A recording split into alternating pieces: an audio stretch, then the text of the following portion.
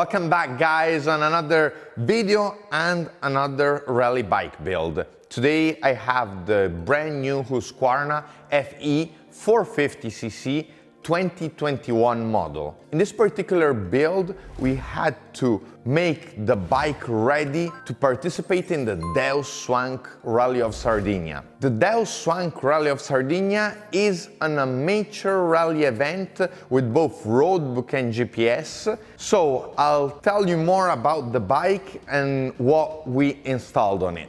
On this bike, we kept it quite simple. We didn't go extreme like on the Yamaha YZ build. We have, as usual, the Rebel X Sports plug-and-play rally kit, the usual windshield with the headlight mask and the two LED 10-watt lights. The headlight mask obviously avoids us having any reflection inside while we are riding. Potentially we could add a Baja Squadron S2 Pro light on top here, and we might do it in the future as this bike is of my friend Pierpaolo, so you'll see it here on the channel more times during the year. These LED lights and the fairing setup provide a great versatility because we can change both the tilt angle of the light, so if we want to we could potentially keep one light higher and one looking lower, but also if we want the lights to look more to the sides or more straight, we can also adjust the viewing angle. We have the fairing side panels that are in fiberglass. Everything is held into place with 4D Zeus fasteners. Super quick to take out, no tools needed so that we can access the Nav Tower. The Nav Tower is plug and play and it features the patented clamping system. This is something I personally developed a few years ago, and it gives you the chance to install this tower or any tower to the frame without the need of drilling nor the need of welding. So super easy. Approximately it takes us 20 minutes to do the whole build of the tower. By the way, be sure to subscribe to the channel because many of you have commented in the latest videos asking me to make a video on a build and show you actually how you build the rally kit and how you install it. So I'm coming next with a full instruction video where I will show you step by step how easy and quick it is to install the Rebel X Sports rally kit on the Husqvarna FE 2021-2020 models.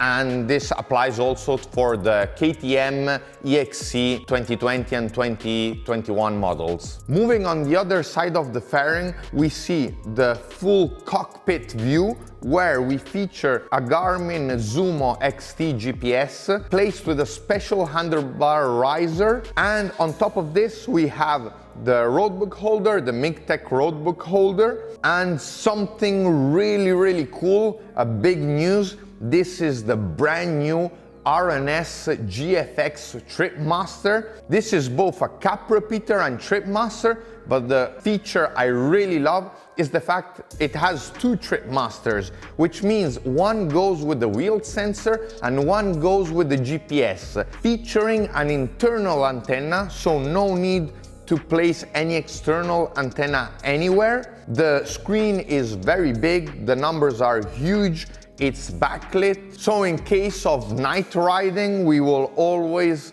be able to see both the Tripmaster and the roadbook holder, because even the roadbook holder is backlit. The bracket on which they're sitting is fully adjustable, so we can tilt the angle of the roadbook and Tripmaster, but also raise it or lower it, because everyone has different handguards and different handlebar position.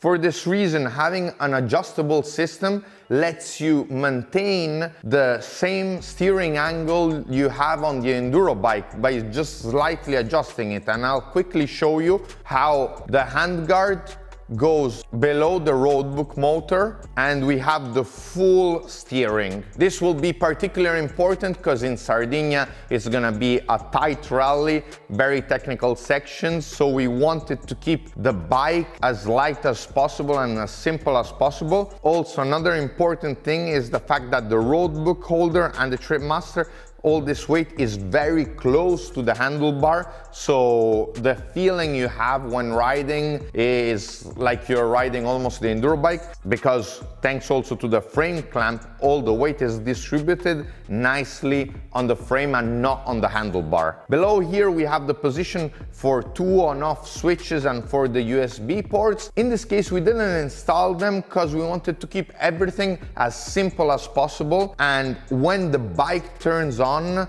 the whole instruments turn on, and when we switch off the bike, everything turns off. We did this because I know my friend Pierpaolo, and I know he would probably forget some switch on and drain his battery.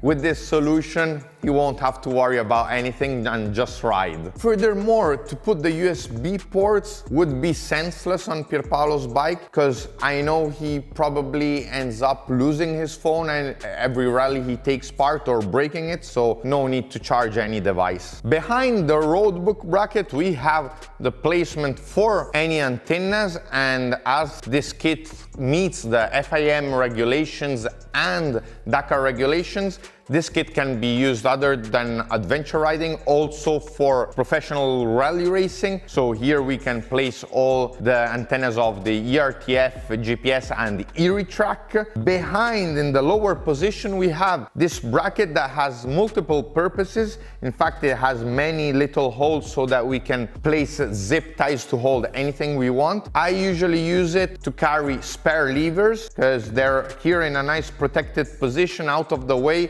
and you know that having spare clutch and brake lever can save you the day and save you the stage. Looking at the side of the tower, on the right hand side we have the 6-way fuse box with LED error indicator. This is connected directly to the bike but not directly on the battery, so we won't need to unscrew the bolts in order to bring power to the front. With the kit, this main power wire is included.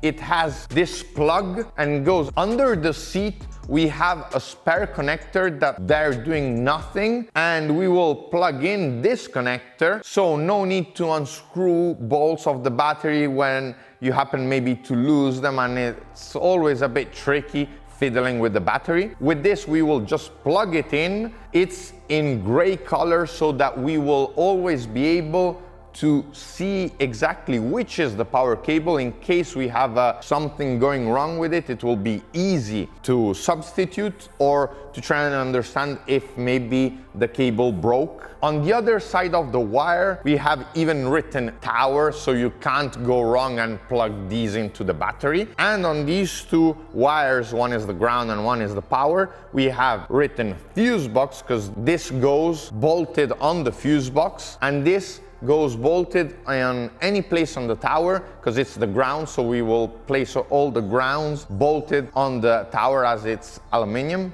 This wire makes life really easy when building your rally bike. From the fuse box, we wire all our instruments directly from here, from the tower. Makes life much easier, and it makes everything a lot quicker while building the bike. Let me know in the comments below if you want me to make a specific video to show you how to wire all your nav instruments. On the left-hand side of the tower, we have the ERITRAC bracket, used for multiple purposes because we can use it for our rain gear or for any tool bag, but in this occasion at the rally, we will use it to bring the compulsory medical kit necessary to start every day. It fits nicely, the access is very easy, we can access the medical kit or tool bag just sitting on our bike. In case we are racing in Dakar or any other rally, instead we'll use it to place the ERITRAC. Another cool feature, at least in my opinion, is the fact that the OEM dashboard keeps the same position, so when we are sitting on the bike, we are able to visualize the Roadbook, the Tripmaster, the GPS, and also the OEM dashboard. Furthermore, we are able to tuck in all the wires, so you can see that on the tower we don't see any external wire. They are all nicely placed inside, and most of the headlight wires that we would have behind the OEM headlight are held here with a zip tie. In this way, when we twist the handlebars, nothing is touching and we won't have to worry about any wire getting damaged. As this bike will be used also for adventure riding, but especially in the Deus Swank Rally, they will start in Milan and then ride all the way to Genoa, get the ferry and go to Sardinia, so no chance to load stuff on a van. We decided to install 2 Husqvarna luggages so that Pierpaolo can place some of his gear, some of his underwear and shirts and stuff like that. And one of the very particular details of these Husqvarna bags is that other than being plug and play and easy to remove, because we'll just need to loosen the straps and they'll come out, they don't have any straps going around the seat or underneath the fender like most of the bags that you find on the market. These have the feature that the whole seat has the straps installed beneath it. This means that we will be able to move on the full length of the seat without us clashing against the straps. Also, it makes it super quick, as you're seeing now in the B-roll, to remove the bags and bring them with us inside the hotel. The seat has been raised of 1 centimeter because Pierpaolo is a big boy, and we put the Selle dalla Valle factory seat cover. This is the quick dry leather because they probably might find some days of rain, so we want the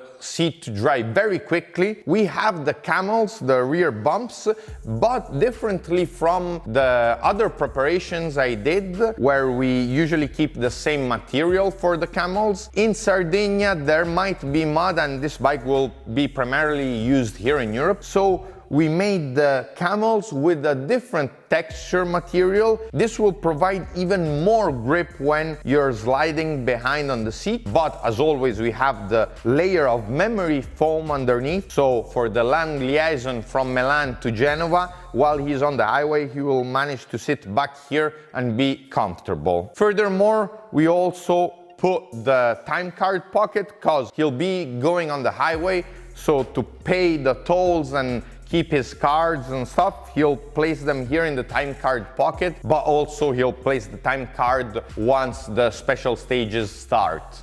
Moving on to the rear fender of the bike, we have a quick release license plate holder. This gives us a very practical solution, especially if we have to run away from the police, something that definitely happens to me a lot. We'll be able to press the rear of the license plate and slide it off, put it in our bag, so no risk also of damaging when we are out on the trails. The last change we made is on the bash plate. We removed the standard one and we installed an Acerbis one. The reason for this is this gives slightly better protection. It protects nicely the water pump, but the main characteristic is that it protects the rear shock from stones and rocks, because in Sardinia there will be some technical enduro passages, so we might end up touching on rocks with the bash plate. In this way we won't take any chances on damaging the rear shock.